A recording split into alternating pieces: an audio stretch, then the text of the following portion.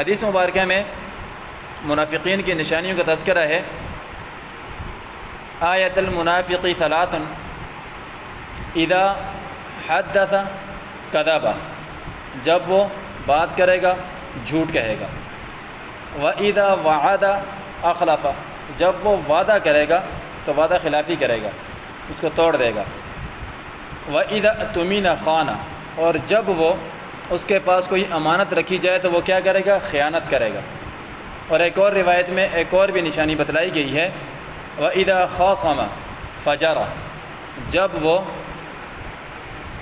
لڑائی کرے گا تو اس میں گالم گلوچ کرے گا، گالیاں بکے گا۔ یہ 4 علامتیں ہیں جی۔ اب اپنا ہم نے خود احتساب کرنا ہے کہ ہم میں کہاں پر کون سی نفاق کی نشانی علامت پائی جاتی ہے۔ بات کرے گا تو جھوٹ کہے گا، وعدہ کرے گا تو وعدہ خلافی کرے گا، تیسری علامت ہے جی اس کے پاس کوئی امانت رکھی جائے تو خیانت کرے گا، اور ایک اور بتایا کہ جب وہ بات کرے گا یا لڑائی جھگڑا ہو جائے گا تو اس میں وہ گالم گلوچ سے کام لے گا، گالیاں بکے گا۔ ایک صحابیہ ہیں بنت یزید رضی اللہ عنہا، وہ ایک جگہ پر دیکھا کہ بچے کھیل رہے ہیں تو ان کا بچہ بھی ساتھ کھیل رہا تھا۔ انہوں نے اپنے بچے سے کہا کہ ادھر آ، میں تجھے کچھ چیز دیتی ہوں۔ تو پیارے آقا مدنی کریم صلی اللہ علیہ وسلم نے سن لیا اور نبی علیہ السلام کھڑے ہو گئے۔ ان کا بچہ نہیں ہے، اس نے دوبارہ کہا، پھر کہا، بار بار۔ بچے ظاہر ہے کہ وہ ان کا دل لگ جاتا ہے نا کھیل میں۔ بچہ ایک ایسی مخلوق ہے، اس کو روٹی دو یہ اس سے بھی کھیلے گا، کھانا دو یہ اس سے بھی کھیلے گا، کھیلتے ہیں بچے۔ تو وہ کھیل میں مگن تھا، مصروف تھا، نہیں آیا، بار بار کہا تو وہ آ گیا۔ جب وہ آیا تو نبی علیہ السلام نے نظر رکھی ہوئی ہے کہ اب اس کی ماں اسے کچھ دیتی ہے کہ نہیں۔ پھر فرمایا کہ اے مائی اسے کچھ دے تاکہ تو جھوٹ سے نکل جائے۔ جھوٹ کیا ہے؟ یہ علامت ہے منافقین کی، جس میں ایک علامت پائے گی وہ 1 درجے کا منافق ہے، جس میں 2 پائے گی وہ 2 درجوں کا منافق ہے، جس میں 3 پائے گی وہ 3 درجوں کا منافق، جس میں 4 پائے گی وہ پکا منافق ہو گیا پھر تو۔ لہٰذا جھوٹ، بچوں کو ڈرانے کے لیے بھی جھوٹ کہنے کی اجازت نہیں ہے، ہنسی مذاق میں بھی جھوٹ کہنے کی اجازت نہیں ہے۔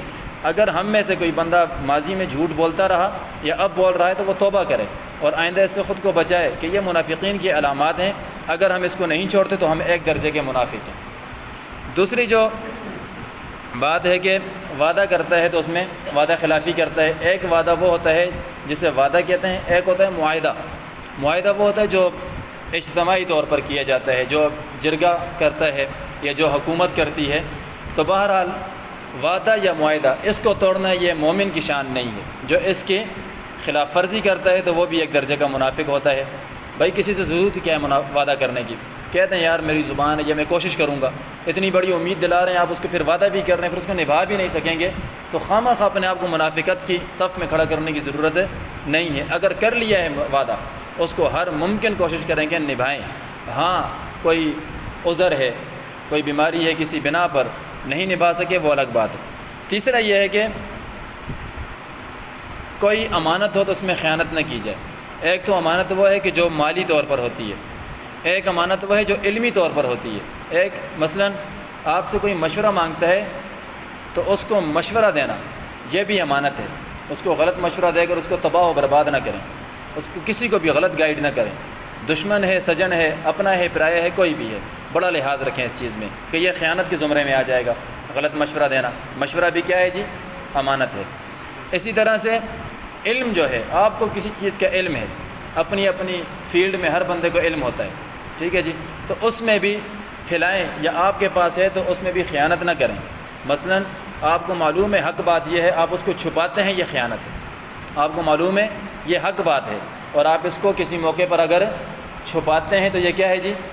خیانت ہے۔ مثلا موسیقی حرام ہے، ہمارے علاقے کے کوئی وڈیرے کے گھر میں شادی ہوئی، اس نے موسیقی کی محفل کی اور آ کر محفل میں ہم سے پوچھا گیا بھائی موسیقی کے بارے میں بات کریں، ہم چپ کر کے دب کے بیٹھ گئے، یہ حرام کام کیا ہم نے، یہ ہم نے خیانت کی اپنے علم میں۔ جو بھی انجام ہو دیکھا جائے گا، لیکن کیا کریں؟ حق بات کو بیان کریں، جو آپ کے پاس علم ہے اس کو بیان کریں، یہ نہیں تو خیانت ہو جائے گی۔ اور منافقین کی جو علامات ہیں اس میں سے 1 درجے کے ہم بھی منافق کہلائیں گے۔ اگلی جو بات ہے نا جی، جب بات کرتا ہے، جب لڑائی ہو جاتی ہے، جھگڑا ہو جاتا ہے، آج کل تو ہر ایک بندے کا بی پی ہر وقت ہائی رہتا ہے، ٹھیک ہے جی، غصے میں ہر بندہ رہتا ہے، حالانکہ یہ اچھی چیز نہیں ہے غصہ کرنا کسی پہ۔ بہرحال پھر بھی ہمارے ہاں تو غصہ تو دور کی بات ہے، مذاق میں بھی بات شروع ہی گالی سے کی جاتی ہے، اور ہم سمجھتے ہی نہیں کہ یہ ہم منافقت کر رہے ہیں، منافقانہ چال چل رہے ہیں، منافقوں کی علامت پر ہم لوگ عمل کر رہے ہیں۔ ہم تو منافقوں کی صف میں خود کو کھڑا کر رہے ہیں، بات کی نہیں پہلے ہی گالی سے شروع۔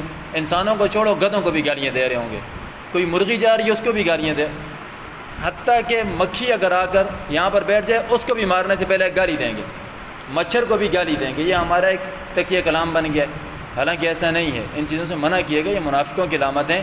مسلمان کی یہ شان نہیں ہے کہ وہ ان چیزوں میں پڑے اور اپنے آپ کو خراب کرے، منافقوں کی صف میں کھڑا کرے۔ اللہ پاک ہم سب کو منافقانہ چالوں سے بچنے کی توفیق نصیب فرمائے۔ ترجمہ ایک بار پھر دیکھ لیں، وَمِنَ النَّاسِ مَن يَقُولُ آمَنَّا بِاللَّهِ وَبِالْيَوْمِ الْآخِرِ وَمَا هُمْ بِمُؤْمِنِينَ، اور ان میں سے بعض لوگ وہ ہیں جو یہ کہتے ہیں کہ ہم ایمان لائے اللہ پر اور یوم آخرت پر، حالانکہ وہ ایمان لانے والے نہیں ہیں۔ یخادعون اللہ والذین آمنوا، وہ دھوکہ دیتے ہیں اللہ کو اور ان لوگوں کو جو ایمان لائے۔ وما یخدعون الا انفسهم وما یشعرون، وہ دھوکہ نہیں دیتے مگر اپنی جانوں کو، یعنی کہ وہ اپنے آپ کو ہی دھوکے میں رکھے ہوئے ہیں۔ دنیا میں تو انہوں نے کفر اختیار کیا، یہ دھوکے میں اپنے آپ کو رکھا۔ ہاں، دنیا میں انہوں نے بظاہر اسلام کا نعرہ لگایا لوگوں کے سامنے، تو مسلمانوں کے ہاتھ سے مرنے سے بچ گئے، ٹھیک ہے جی، دنیا میں ان کو تھوڑا بہت تحفظ مل گیا، لیکن کیا ہے ان کو آخرت میں جو ہے نا بڑی سخت سزا ملنے والی ہے۔ وما یشعرون، جس کا وہ احساس نہیں رکھتے، جس کا وہ شعور نہیں رکھتے۔ فی قلوبہم مرض، ان کے دلوں میں کیا ہے جی؟ بیماری ہے، ان کی ہر درمی کی وجہ سے، ان کی ضد کی وجہ سے، عناد کی وجہ سے کیا ہے؟ بیماری ہے۔ فزادہم اللہ مرضا، جس کو ان کی ضد اور عناد کی بنا پر اللہ بڑھا دیتا ہے مزید۔ وَلَهُمْ عَذَابٌ علیم، ان لوگوں کے لیے دردناک عذاب ہے۔ بما كانوا یکذبون، اس وجہ سے کہ یہ لوگ جھوٹ بولتے تھے۔ وآخر دعوانا ان الحمد للہ۔